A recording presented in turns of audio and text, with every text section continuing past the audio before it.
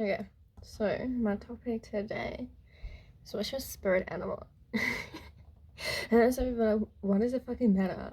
I don't know. I went through like when I first came into encounter with what's your spirit animal.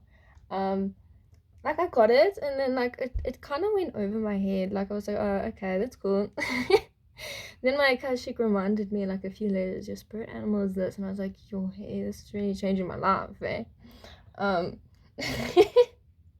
when I first got my spirit animal, my mother had like I don't know, should I just be like taboo? These tarot cards, it was like your animal medicine, you know, and how your um spirit animal can be a medicine to you, you know, how it can bring out like your inner primal instincts or like your natural intuitive abilities of like I don't know, maybe when we were incarnated ones or like, you know, let's be our spirit animals instead of being humans. You know, that's why some people have like your hair feel really connected to cats because in a past life they were a cat or something like that. So when I first got my spirit animal, it was I had a mountain lion. I only had a mountain lion, didn't have a lion. But then I was like, yo, then I used to see this crow all the time. So I was like, yo, hey man, but this crow is my spirit animal. And I don't know, when you first jump, sorry, when you first jump into the research of, okay, what is my spirit animal? And you have a question, is I just sort of like, I really want to know what my spirit animal is. It can take you quite a while to come to, okay, there's like 50 now, you have to find out which one most resonates with you. And then like I went through it and then like I left it for a bit because I think I had some satisfied answer on it. And then I went through another phase where like spirit animals and people were saying like, but what does it matter if you watch your spirit animal? How does that add to the benefit of your life? Does it give you oh yeah.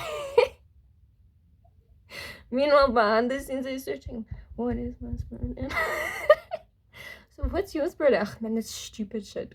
Behind the scenes as they leave the conversation. What is my spirit animal?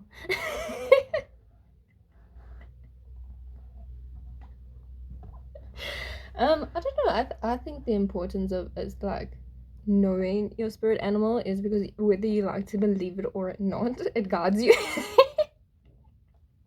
It's like whether people believe that God is guiding them, he still is. I don't believe the universe is guiding us. The universe is like, okay, it's cool, it's fun. I respect your belief. But I run this fucking show, motherfucker. You are my universe. It's like some people, like I would say, like I've been guiding them their whole life, but I haven't physically met them yet, you know. It's because there's still a future soul contract to encounter, you know. People's egos are fun. So I don't know, I feel like your spirit animals, it's not more about like what your animals is what that trait that animal brings you. And if you have a specific animal in your aura or in your life that you're very connected to, it's because that animal represents a certain trait and it helps you. Like for me, my lioness comes to me a lot, and a lot of people are like, oh, thank you for sending your lioness to me. Okay. I even went through a phase where it's like, okay, how to train your spirit. And I would like your spirit animal is more your wild side, it's more your natural side, it's more like how you naturally are, you know. So I had to train my lioness, and I would like send her and I'd be like, okay, lioness, go. It's like if you had to train a dog, you know. Yeah, okay, let's start training our dog because it's acting a bit wild. So then I would ask like, okay, okay, spirit lion, please can you go there and like help that person out, because right now my physical vessel can't be there. So then like I said, send that.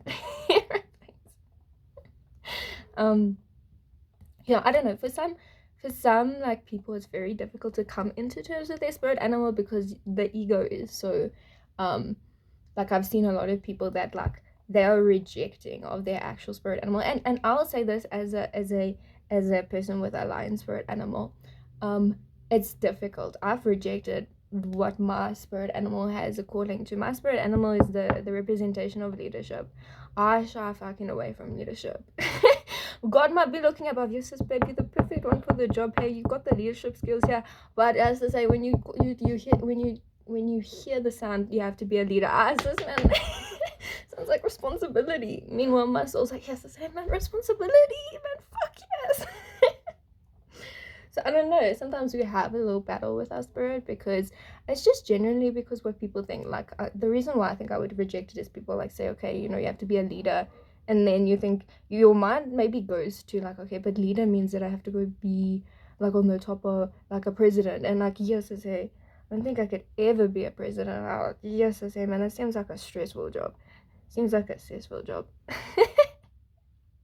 So sometimes I think we shy away from our spirit animal because our spirit animal is quite intense. It might be not as like what we see. You know, I've seen a lot of people claim the spirit animal of a lion, and I'm like, on what level? They just do it for ego pleasure. You know, the lion spirit animal is so good to have. You know, it's like, oh, it's powerful. You know, I've seen so many people in the ego of I want to be powerful. You know, and that's where I look. I think I've only met one person that authentically has that spirit animal and acknowledges that they're their spirit animal. No way. I've seen a lot of people say, oh no, I want this one because it gives me the most power, you know. And I'm like, yeah, it's a shame. When you get to the end of the journey, you're gonna be sitting there. I just ignored myself, and I rejected myself. Yeah, shame. Hey, we all go through that. Like, I've seen people, even like when I've just genuinely like, your spirit animal is this, from the most innocent part of my soul. They're like, oh, whatever, you are that. You know, I feel like people really have a bad attitude in life. I really, you know, it's something that I question a lot. And I know, like, for the ego, it doesn't make you happy, but when your soul connects to something that is your soul gets happier. You know, your ego might not be happy, but your soul is happy when you're in your truth. When you're in your truth, your soul is very happy, but your ego might be unhappy. So there might be two parts of you that are still trying to get along, you know. So yeah, I don't know. Then I went through another expansion pack with my spirit animal. And I was like, yo, hey man, this is so nice. I started watching National Geographic, and I was like, yo, hey, why am I so attracted to this, you know? Why does it feel like my soul's calling me home or something, you know? But obviously, like for me with my spirit animal, the lioness, she's hectic, you know, like, to sit there and be like, look at myself and be like, I'm just like a little petite, girly, pretty little thing. But the lioness is someone with a spirit that is very fucking strong. And I'm like, yo, hey, but in society, women are weak, you know. I'm considered weak. I'm petite. How am I strong? So, you know, sometimes you're looking from an ego lens where God is looking up above you and he's saying, I have no fucking doubt that this is who you are. I have zero doubt. And that's nice when you like, when you're a good person, but when you're not a good person, God says, I am fucking 100% sure this is who you are. Please don't bullshit me.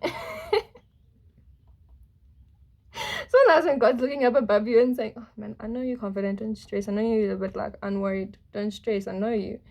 But when God's looking up above you and saying, yes, as you are, that, and I'll just wait for you to come to your truth, because you're gonna have to look in the mirror one day. Yeah, so I don't know. I think it's very important to learn self-discovery. I think this is such a big world, such a big universe. Like, when you have no sense of self, you're actually very stable. Like, I know a lot of people are like manifesting financial stability, emotional stability, but what about self-stability? You know, having sensibility, and I know who I am. You know, I think it's why a lot of people, when they come to me, they don't get past my barriers. When I was doing a lot of boundary work guided by my ancestors, they said, you know, boundaries and knowing yourself is a huge boundary. When you know yourself, nobody can really tell you what you're not, you know. When you know your truth, nobody can come and say, make you question your truth, you know. So I feel like a strong sense of self is something that I respect. When I look at myself and I see, I know who I am, I don't have to doubt who I am, you know. I feel a lot better. I feel like I don't have to worry as less. I don't have to stress, you know. So I would promote it. Like, I know a lot of people turn away from self-discovery, and then 5 years later they're saying, oh man, I should have learned about myself. Try it now. If you want to reject my suggestion, that's cool. I trust that one day you'll sit there and be like, fuck man, I really should have done that. Anyways, yeah, but I also believe that, like, there is a theory, I think it's in horticulture, the American, that you have more than one spirit animal. Do I resonate with that, or do I feel like I hold that close to my heart?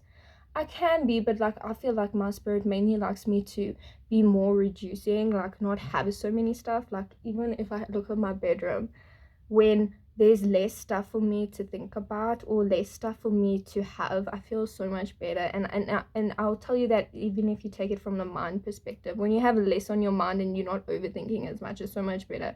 You live in a more carefree stage. You live in a more free state because you're not worrying. The people in the world that have the most things have to think about those things. Like people with more actually have to have more stress in their life because they have to think about all of that stuff. It's like if you have 4 outfits in your cupboard, right? You only have to think between which four am I gonna take? If you had 50 outfits in your cupboard, you're gonna have to take longer to which outfit do I wanna wear? I don't know. I think a lot of people are seeking abundance and I think it's the wrong route to go to. I'm not gonna lie, I think it's very stupid. I think what we should really be doing is challenging what we've been taught that abundance is your happiness when reduction is your happiness. And I say that I don't sit here in my own power and say that from ignorance. I say it from experience. I don't speak about anything that I don't necessarily believe in or haven't been taught or haven't experienced through. I speak genuinely from my own authentic position of I've learned this lesson. That's why I'm able to be confident and speak about it. I wouldn't speak about something that I'm still insecure about. Even if I'm insecure, you'll feel that I'm not too sure about that. I speak from experience. I know a lot of people like to speak, and it's causing a lot of anxiety and frustration with a lot of people because what's coming out of people's mouth has literally, from their heart chakra, their soul has said hi. They've literally twisted the words and said bye.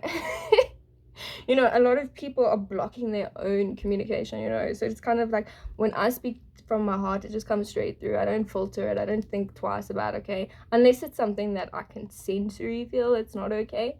But a lot of people, they're not actually speaking from their authentic self, or they actually, whatever's coming out their heart chakra, they're actually manipulating and twisting and trying to turn it into something different. And it's actually very scary. It's very scary to watch someone do that because they're gonna land up in the land where they're gonna have to come and encounter and be like, one day in their future they're gonna have to look back and like, oh man, I fucking manipulated people. Yeah, you did. I'm stressed. I knew you would come to the truth. I came to my truth. I know I have confidence that I came to my truth. They're gonna come to their truth, but my truth might be a bit more prettier than the truth that they have to come to. And yes, I've come through some unpretty truths about myself. I've come to terms with my bad side or the side of me that is not acceptable by society.